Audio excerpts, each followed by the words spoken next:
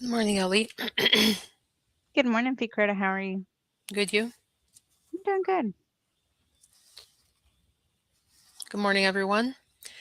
It's your caseworker at Dreamers Together, Fikreta, with a USCIS accredited rep, Elizabeth Roy, is on the other end of me. Well, my colleague. Um, and we are live today to answer any general AOS questions that you may have. Um, Please forgive me if I sound a little tired today. My kid was sick. Okay, so Ellie, what's new in your department? Um, One of the biggest changes that there has been within the past few weeks with USCIS is the change in employment authorization cards issued under C09, which is the AOS process. They used to be valid for 5 years. Now they're only valid for 18 months. Correct. In some cases, it may or may not be worth it to apply for the adjustment of status EAD card because it's only going to be valid for 18 months. If you're in Texas, you definitely want to do so while you're waiting for your green card to be approved. If you're in another state that's not Texas, you may or may not want to apply for it. It is $260 for 18 months now. So it's really not, I don't really think I mean, if you already have DACA, continue to renew your DACA. But if you don't have any type of employment authorization, then yes, of course, apply for it. But if you have DACA, continue to renew your DACA and just wait until your green card gets approved. What do you think, Uh, Picardo? I agree, and as you stated, especially for those of you in Texas, please apply for that employment authorization document. Definitely. Um, if you live in other states aside from Texas, that is totally up to you if you'd like to apply for it or not. Just please keep your DACA active and continue renewing. Hmm. And I know that for those of you that are DACA recipients, when you're renewing your DACA, you might get a notice stating, um, there was an error. We may have sent you an extension notice. Okay. Whether USCIS sends you an extension notice or not, just let you know, C33 DACA recipients um, do not get an automatic extension. You are to always, always renew your DACA when it is up for renewal, and you can even renew it as early as 6 months or a year if you'd like. But just to inform you that if you get a letter stating that your DACA was automatically your employment authorization document was automatically extended, please disregard that notice. C33 DACA recipients do not get automatic extensions. You will then later get a letter stating that that was an error. Okay, so continue renewing DACA and disregard those notices stating that your EAD you have been given an automatic extension, because you do not it does not apply to DACA recipients. You have to renew DACA on time. Let's see. I don't know what the weather's like for everyone out there, but here on my end, it's literally very, very windy and rainy.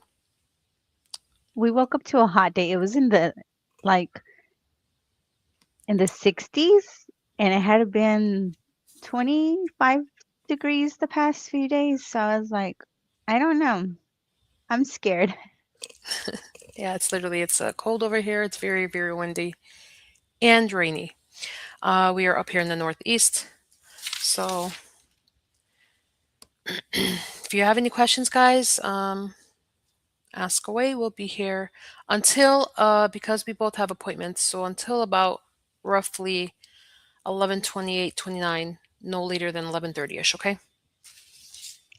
I will say that for those people that are doing the adjustment of status and they have filed or are planning to file, especially if you haven't filed yet and you're planning to file in 2026, you want to please make sure that you are married filing jointly. And if there for some reason is a good reason, maybe one of the spouses is paying child support. Maybe one of the spouses has student loans. Maybe one of the spouses owes to IRS.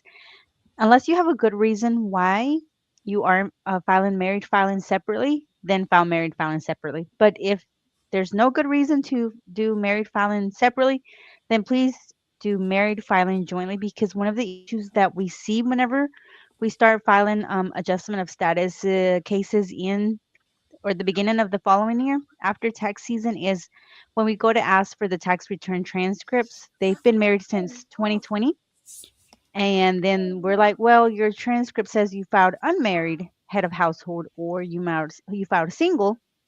And then it becomes an issue when we're trying to file the I-864, especially if the beneficiary does not have 40 credits where they can file for an exemption. Then we definitely do have to file the I-864 if the beneficiary doesn't have the 40 credits. And with the IA-64, we have to prove the taxes. And when we, again, look at the taxes, we find issues with the taxes. So you want to make sure that you go ahead and start planning ahead for 2025. Please, please, please. Especially if you're coming to Dreamers Together, I will say sometimes we do have to pause some of our cases and be like, hey, listen, when we did this consultation, when we did this intake, we go over the questions, and sometimes people just really don't realize, that that's what they found. It was an honest mistake. Sometimes they have to go back and they have to amend it. And sometimes we have to pause the case until the taxes are corrected. And it just takes a lot of time because, again, we just do go by the consultation, what we're told. But once we actually start looking at the paperwork, sometimes we do have to pause. And I'm not sure if that's the same case for going to attorneys, where the attorneys just file this, and then once they run into issues with USCIS, then they're already in the middle of it. We don't like to do that, and I'm not sure how attorneys really handle their cases. But what I can tell you from my me preparing a case is we're not going to file that case until we know that everything is good, and you're going to have a straight shot at the adjustment of status. We don't want to get an RFE later. So again, 2025 tax season is coming up. If you file your packet after the cutoff, which is April 15th, then you have to include the 2025 taxes. If you file it in January, you still can get away with 2024. But if you file your taxes after April 15th of the next year, then you still have to do that year's taxes, which in this case will be 2025. Okay, so just a heads up on that. What do you think, Fikreta? I totally agree. Um, and I also want to let you guys know that if you have any dependents, please, you know, if the petitioner has any dependents, you have to count those dependents on the I-64. It's very, very important because, like I said, our goal here at Dreamers Together is always to try to avoid an RFE, okay? Um, we can't stress this enough with the 864. And that portion does have a lot of work, okay? It has a lot of work, it has a lot of determination. We have to look at the taxes, we have to figure out dependents because sometimes the petitioner themselves may forget, oh, well, I may have a dependent. Oh, it's my mom, it's my sister, no big deal. No, you still have to count those individuals in your total household income on that 864. So I totally agree with you, Ellie. And there was also another point I wanted to make to the 864 portion, but you can go to one of the questions while I think about it. Okay. Let's see. We have, is this Aseleki? I'm not sure I'm saying that right. Pero dice, hola, mi DACA se me vence en abril. ¿Me recomiendas ya renovarlo? Sí, por lo menos 6 meses con anticipación. Una de las cosas que estoy viendo mucho en el grupo de Facebook, si ustedes están en el grupo, es de que las personas esperan un mes, mes y medio antes de que se les venza, y entonces lo están renovando, no lo están renovando con mucho tiempo. Y luego USCIS se tarda 5 o 6 meses, y durante esos 5 o 6 meses, si tú estás empleado, la empresa para quien tú estás empleado, si ellos saben los reglamentos de permisos de trabajo, legalmente ellos ya no te van a dejar trabajar. Puedes perder tu trabajo. Son muchas cosas que hay que tomar en consideración si es de que van a esperar hasta el último momento. Mi recomendación es no esperen hasta el último momento. Hagan todo lo posible para renovar con tiempo por lo menos 6 meses antes. Ahorita ya nada más quedan 4 meses, así que ya, eso fue desde hace 2 meses, así es que la respuesta es sí, necesitan renovarlo ya. Okay, you want to get this one for Jennifer? Yes. Hello, good morning, Jennifer. Is there a video on how to remove conditions on green card? Okay, so we have guides in our Facebook group that can help you with your process of removing the conditions on your green card. Okay, so please hop into our Facebook group and look under the guides, and you can find removal of conditions guides on how to do it yourself. All right, Ellie, I think this one's for you again, Stephanie. Hello, good morning, Stephanie. Hey, Stephanie dice, hola, tengo mi green card de 2 años, estoy en medio de un divorcio, ¿podré continuar con mi caso sola? Sí, puedes técnicamente quitar las condiciones de tu residencia condicional una vez que estés divorciada completamente. No tienes que esperar esos 90 días, ¿ok? Ejemplo, solo un ejemplo. Digamos que tu residencia se vence en octubre del 2026 y tu divorcio se finaliza en enero. No tienes que esperar los 90 días o los 3 meses antes de octubre para quitar esas condiciones. En cuanto tu divorcio ya esté finalizado, ya sea enero, febrero, marzo, puedes mandar los documentos para quitar las condiciones de tu residencia condicional. Lo único que tienes que probar es de que tu matrimonio fue real, fue legítimo, no fue solamente con el propósito de obtener tu residencia legal. Ya sea el motivo por el cual el matrimonio haya terminado en divorcio, sí tienes que dar una pequeña explicación y mostrar que nuevamente ese matrimonio sí fue legal. Ofrecemos consultas para un poco más de información, pero también para, si lo vas a estar quitando tú sola, también puedes asesorarte con un abogado para que te diga qué documentos vas a necesitar. Y si tenemos una lista en Dreamers2gether. Dice, yo mandé los documentos para quitar las condiciones.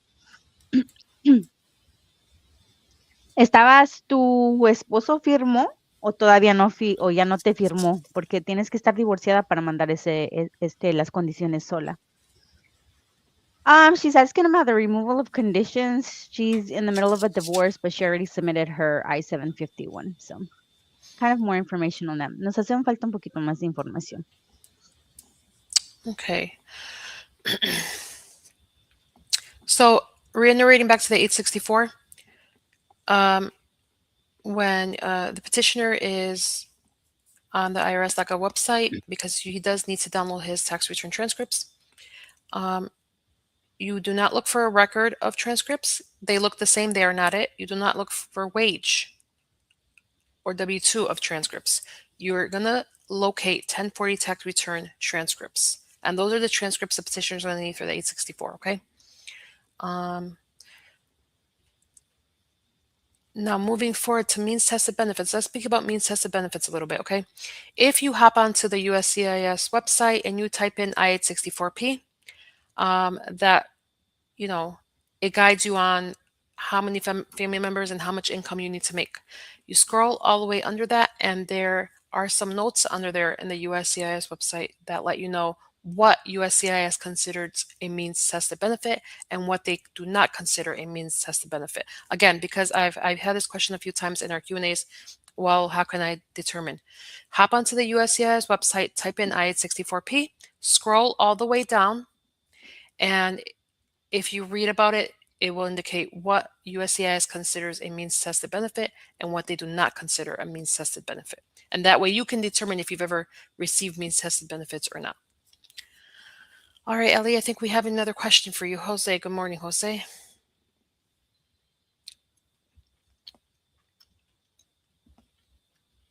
Okay, so where are we at? Right here. Dice José, si estuve en la cárcel con una felonía y un misdemeanor, pero salí limpio con los dos casos dismissed, ¿aún puedo renovar mi DACA desde ese entonces y quiero hacer AP por primera vez si me lo recomiendan o no? Depende mucho, José, porque para poder decirte exactamente sobre tu caso necesitaríamos saber cuál fue el cargo de la felonía y cuál fue el cargo del misdemeanor y por qué fueron absueltos esos casos. ¿Fueron absueltos porque hiciste clases? Haciendo clases técnicamente te declaraste culpable, fueron absueltos después de que cumpliste las clases o fueron absueltos los casos porque nunca hubo caso. Depende mucho necesitas conseguir lo que le llamamos Certified Court Disposition. Ok, los documentos oficiales de la corte diciendo en qué terminó el caso, por qué fueron desueltos. Nuevamente, como te digo, depende mucho de qué hayan sido.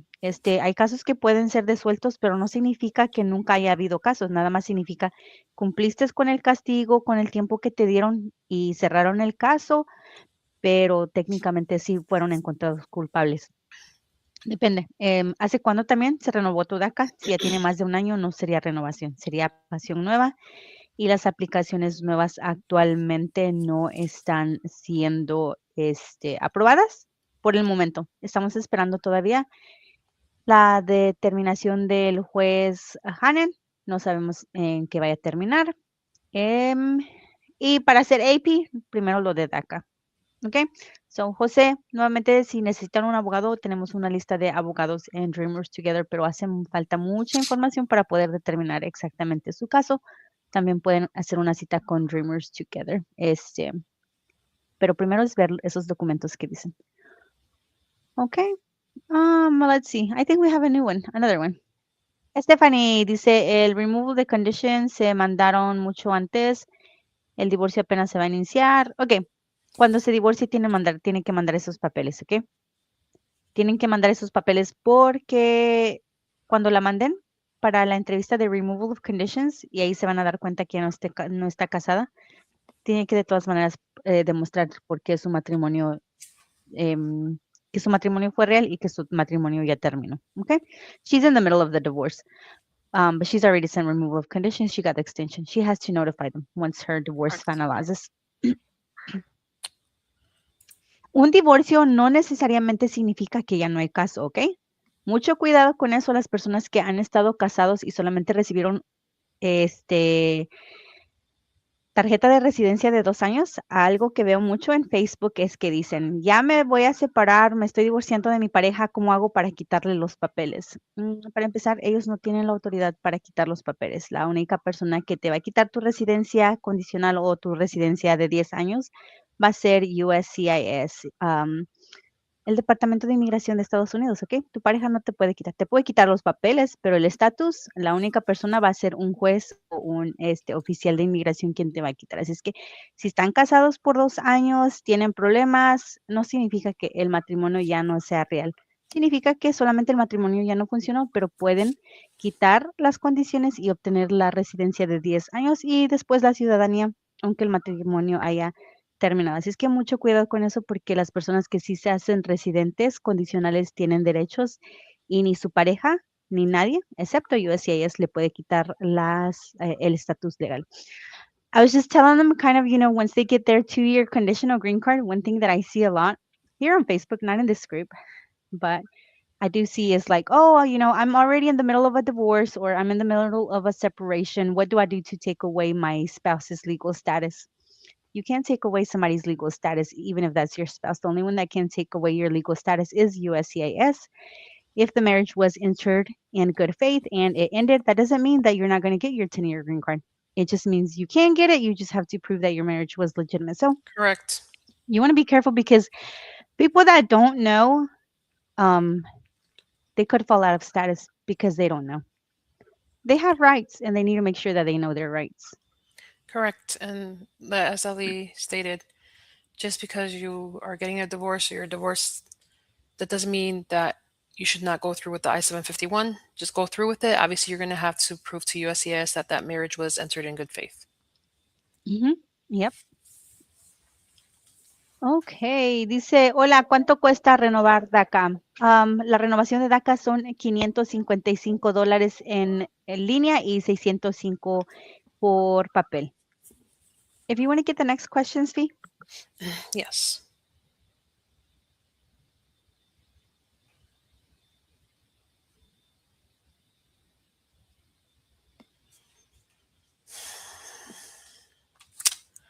So I see nothing after the last one that Ali had answered in Spanish, but if you have any, just post them and I'll be more than happy to answer them.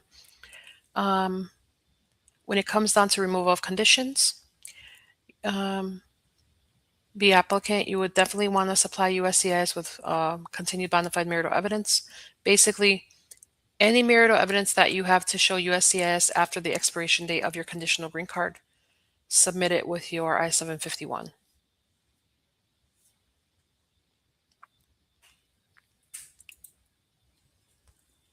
Hello, good morning, NC Medina.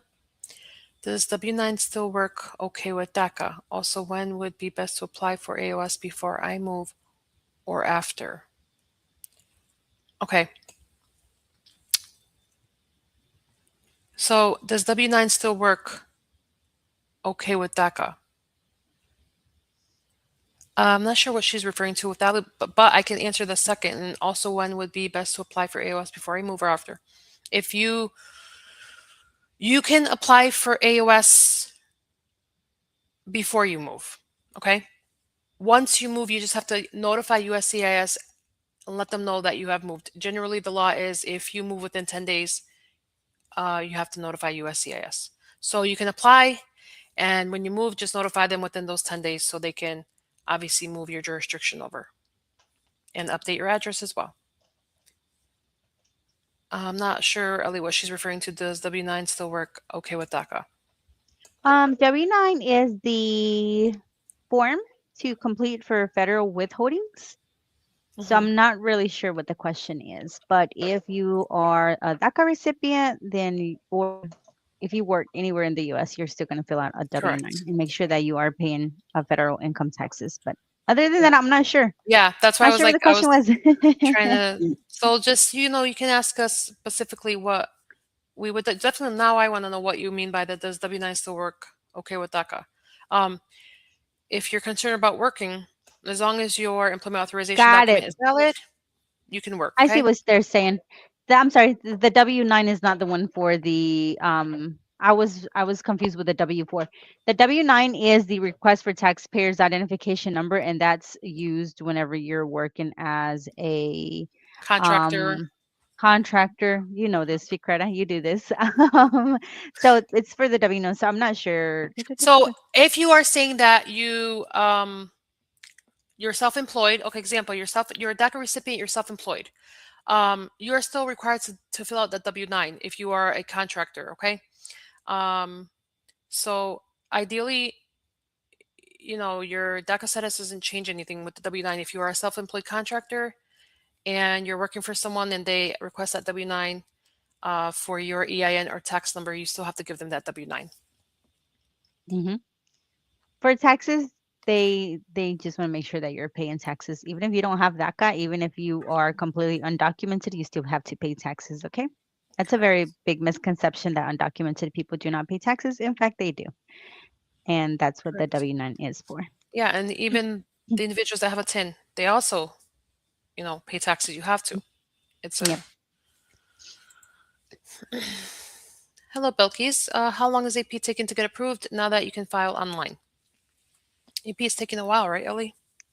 I will say it's probably going to be 12 to 14 months right Wow, now. I was thinking like when I was like, okay, we can maybe get away with saying 11 months. So I guess longer than 11 months. It's probably going to be more. Yeah. Yeah, it's going to be more. And you may want to be careful with that online filing Hmm. because I have tried it and it glitches. I am still recommending just do it the old paper way as of right now. USCIS is still working on it. It glitches. So Yeah. just be careful if you decide that that's how you want to move forward. Yeah, but be prepared because it may change, but right now you're looking at more than 11 months. Mm-hmm. And we do get cases once in a while, but right now, I mean, I haven't really seen any cases get approved, any AP cases get approved like in 90 days or 120 days or 180 days. Okay, so let's see. That's what I was wondering. Sorry, except of having a W-2. So regardless if you're employed on a W-2 or you're self-contractor and you're required to fill out W-9, it doesn't change.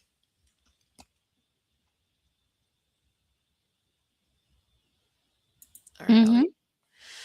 Ellie, Jose is for you. Hello, Jose. Um, Otra vez. Hi, Jose. It's Jose. Dice que fueron dismissed porque probably cause exist, but case cannot be proven beyond reasonable doubt at this time. This happened back in 2018. Since my cases were dismissed, I'm still able to renew my DACA since then.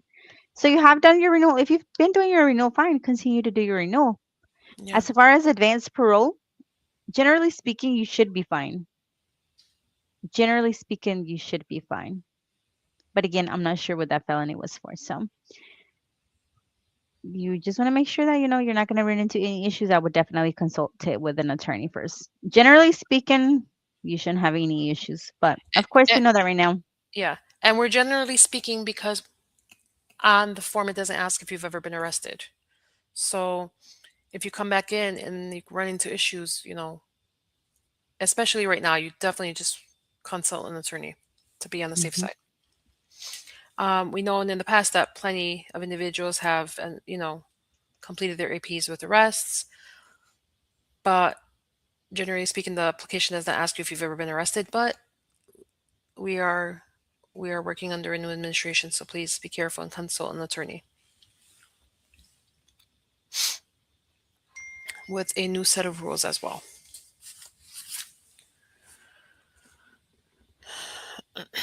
Okay, everyone, we have to go because we have appointments. But is there anything else you'd like to add, Ellie, before we go? Christmas is coming up. We're only doing a live next week after Christmas. Okay. So just remember that right now, I know the holidays are coming up. We want to be happy. We want to celebrate with our families, family whom we haven't seen in forever. One thing you don't want to do is drinking while driving, drinking under the Please. influence, intoxicated. Please, please, please make sure that your taillights are working, your inspection is up to date, your driver's license is valid, your insurance is valid. Call an Uber, walk home, stay at your friend's house, whatever it is you have to do, but make sure that right now, if you're completely undocumented, you don't want to run into any type of trouble with it all.